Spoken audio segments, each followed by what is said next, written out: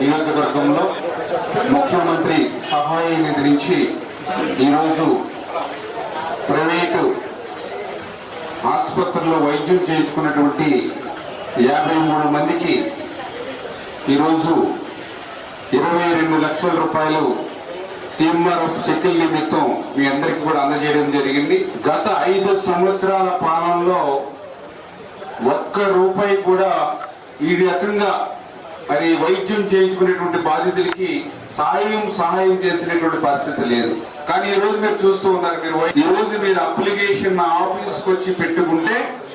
మీకు రూపాయి ఖర్చు అవసరం లేకుండా శాంక్షన్ అయిన తర్వాత మళ్ళీ మీకు మేము ఫోన్ చేసి మిమ్మల్ని రమ్మని మీ చెక్కు మీ చేతిలో పెడుతూ ఉన్నాం.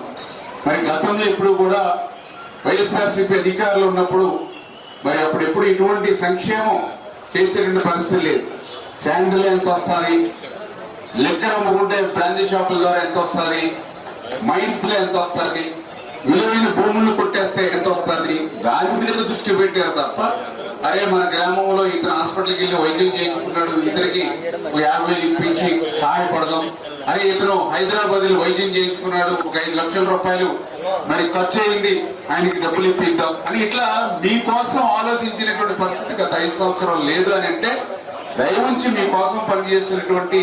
ఈ యొక్క తెలుగుదేశం, జనసేన, బీజేపీ కూటమిని ఎప్పుడు కూడా మీరు ఆదరించాలని చెప్పి మీ ద్వారా కోరుకుంటూ